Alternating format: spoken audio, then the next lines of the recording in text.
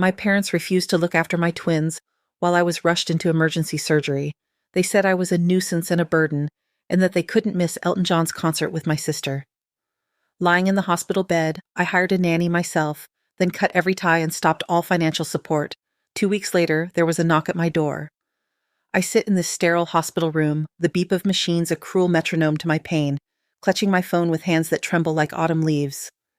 It's Christmas Eve at Las Vegas Medical Center, and my abdomen feels like a battlefield, each pulse a knife twisting deeper. My twins, Ethan and Emily, barely 2 years old, play quietly in the corner, their tiny hands clutching blocks, oblivious to the storm raging inside me. Nurse Valerie checks my vitals, her touch gentle, her eyes kind a stark contrast to the venom spilling through the phone. My mother's voice, sharp as shattered glass, echoes in my skull. Don't you dare ask us to cancel our plans again. We've had these Elton John tickets for months. I'm Natasha Wilson, 33 years old, and I've always been the shadow in my family's spotlight. My sister Jessica, the golden child, could do no wrong, while I was the afterthought, the burden. Now, here I am, facing emergency surgery for internal bleeding complications tied to the grief and stress of losing my husband James 6 months ago, and my parents can't be bothered to watch their only grandchildren. Their concert tickets, their Christmas Eve with Jessica, matter more. My father's words cut deeper than any scalpel. You're becoming a real nuisance, Natasha. We're retired now. We deserve to enjoy our lives. The audacity burns. For 3 years, I've sent them $2,500 every month to cover their mortgage, their lavish lifestyle, even after James's death left me drowning in sorrow. I did it out of love, out of duty, believing family sticks together. How naive I was. Tears slipped down my cheeks, soaking the hospital blanket. The pain in my gut is nothing compared to the ache in my heart, the realization that my parents see me as a cash machine, not a daughter. Valerie, sensing my despair, squeezes my shoulder. My friend Olivia is a professional nanny, specializes in childhood trauma. Let me call her for you. Her kindness is a lifeline in this sea of betrayal. The twins, so small, so innocent, don't understand they've already lost their father to a drunk driver. Now, they might lose me if this surgery goes wrong. The thought grips me like a vice, but leaving them with people who view them as inconveniences terrifies me more. Yes, please call her, I whisper to Valerie, my voice cracking. In that moment, I decide to sever the toxic roots binding me to my parents. As I hang up the phone, memories flood me, each one a fresh wound. My childhood was a parade of being overlooked. When I graduated college with honors, my parents barely noticed because Jessica landed a local commercial that weekend. When I married James, they grumbled about the venue's distance. When the twins were born, they visited once, dismissing them as too fussy. James was my anchor, understanding my pain from his own estrangement. We'll build our own family, he'd say, his voice warm like a hearth. One that knows how to love. And we did, filling our home with laughter and warmth. But 6 months ago, a drunk driver stole him, leaving me to raise Ethan and Emily alone, battling grief so heavy it felt like drowning in tar. Yet, I kept supporting my parents, even increasing the monthly payments when they whined about inflation. I wanted to be better than them, to prove family stands by family. The irony is crushing. I'm bleeding internally, possibly dying, and they can't miss one concert. Valerie returns, her voice soft. Olivia's on her way. She's amazing with kids, used to work with trauma victims at the Children's Hospital. I nod, but worry gnaws at me. How much will this cost? Medical bills are already a mountain, James's insurance limited. Don't worry about that now, Valerie says. Let's get you ready for surgery, but I am worried. My mind drifts to the $2,500 I'm set to send my parents next week, money that could pay for Olivia's help. A spark ignites within me, a flame of self-preservation I thought long extinguished. Olivia arrives, a beacon of calm. She kneels beside Ethan and Emily, her voice a soothing melody as they warm to her instantly. As the hospital staff prep me for surgery, I ask Valerie for my phone one last time. My hands shake, but my resolve is iron. I send 2 messages, one to my bank, canceling all future transfers to my parents, the second to them, I will no longer provide financial support. My children and I deserve better than being your afterthoughts. Don't contact me again. As they wheel me to the operating room, pain and fear swirl, but beneath them, something new stirs freedom. The surgery succeeds, but recovery is brutal. For 5 days, I drift in and out of consciousness, my body weak, my spirit bruised but unbroken. Olivia is a godsend, staying with the twins in my hospital room by day, taking them to my apartment at night. My phone blinks with notifications, 27 missed calls, countless texts from my parents and Jessica. My parents' messages follow a predictable arc: confusion, anger, then desperate pleas about their mortgage. Not one asks about my surgery or the twins. My father's final text is a masterpiece of entitlement. You can't just cut us off like this. We've planned a cruise next month, and the tickets are non-refundable. Jessica's messages are different, confused. Mom and Dad said you had a minor procedure. Why are they freaking out about money? It hits me they lied to her, downplaying my emergency to justify their concert. Groggy, I text her the truth. The surgery, the risk, their refusal. Her reply is swift. Oh my God, Natasha, I had no idea. They said you were being dramatic.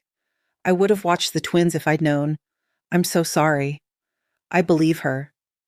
Jessica isn't cruel, just molded by parents who taught her she comes first. Maybe this will open her eyes. When I'm discharged, I make decisions that reshape my life. I hire Olivia part-time to help with the twins during recovery. I contact a lawyer to draft a will, naming a trusted friend as their guardian, not my parents. I block my parents' numbers, allowing Jessica limited contact as I gauge her sincerity. The financial shift is seismic. That $2,500 was a third of my income as a graphic designer. Without it, I can afford childcare, maybe rebuild the emergency fund drained after James's death. That night, in my own bed, the twins asleep across the hall, I feel a tangle of emotions. Guilt for defying my parents, fear of managing recovery with toddlers, but also a budding self-respect, fragile yet fierce. 2 weeks later, I'm regaining strength, though the incision throbs if I move too fast. Olivia's help is invaluable, and my clients are patient with my limited availability. Jessica visits, bringing meals, playing with the twins. They always said you distanced yourself, she admits one evening, watching Ethan stack blocks. I never saw how they pushed you away. Her words crack open a new understanding. Then, a knock at the door. Through the peephole, my parents stand there, mother clutching her designer purse, father's arms crossed, impatience etched in his scowl. My heart pounds, but I open the door a crack. What do you want? My voice is steadier than I feel. Natasha, darling, we've been so worried. Mother coos, her tone syrupy. I cut through it. We're fine. Now, if that's all, father interrupts, pushing the door. We need to discuss this ridiculous financial situation. The bank called about our mortgage.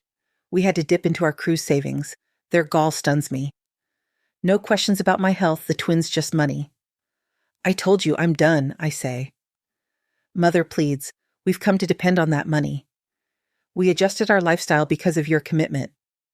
My commitment? I sent money out of guilt, I snap. You couldn't even watch your grandchildren during my emergency surgery. Father's face darkens. We had plans. Plans more important than my life, I retort. The doctor said I might not survive. Did you even ask? Their silence is deafening. Emily toddles over, clutching her giraffe. Mother tries to charm her, but Emily hides behind me, wary of these strangers. You should leave, I say, closing the door. The next morning, they're back with Aunt Patty, the family peacemaker. Be reasonable, Natasha, she pleads. They're struggling. They managed before I helped, I reply through the door. They chose early retirement knowing their savings weren't enough. Mother whines about their canceled cruise, their house. I walk away, their knocking fading. Later, father sends a group email to the family, painting me as an ungrateful daughter who abandoned them, but it backfires. Cousin Michael replies, didn't you just buy a new boat? Others chime in, some contacting me for the truth. Even Aunt Patty calls, horrified after learning about my surgery. I send a single reply to the family thread. I underwent emergency surgery with significant risks. My parents refused to watch my children because of concert tickets. I'm focusing on recovery and my twins. Support pours in meals, babysitting offers, Jessica's growing presence. Valerie connects me to a widowed parents' support group, and for the first time since James's death, I feel understood. My parents' finances crumble. Jessica discovers they took a second mortgage for their boat, assuming I'd always pay. A month post-surgery, they face foreclosure. Jessica calls, exasperated. They're panicking. The bank gave them 60 days.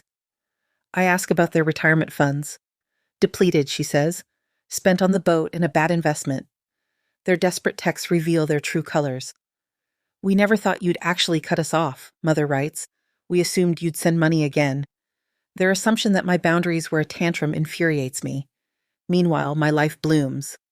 The support group introduces me to Diana, a real estate agent and widow, who helps me buy a 3-bedroom house in a family-friendly neighborhood. My side business designing memorial websites inspired by James's grows. Neighbors bring casseroles. The support group organizes playdates. Jessica becomes a true sister. 6 months post-surgery, a letter arrives from Mother, a genuine apology. She admits jealousy of my resilience, acknowledges failing me. Father, humbled by a health scare, is in therapy with her. Jessica confirms they've downsized, sold their boat and timeshare, and Father's working part-time. I'm skeptical but agree to meet them at a cafe a year later. They look different, smaller, humbler. Father cries, admitting his failures. Mother speaks of therapy, transformation. I share photos of the twins, set boundaries, supervise visits, earned through actions. Walking away, I feel neither obligation nor resentment, but a calm assurance. I've become a mother who knows her worth, a woman who builds her own family, rooted in love, not duty. Whether they change is their journey. Mine is clear.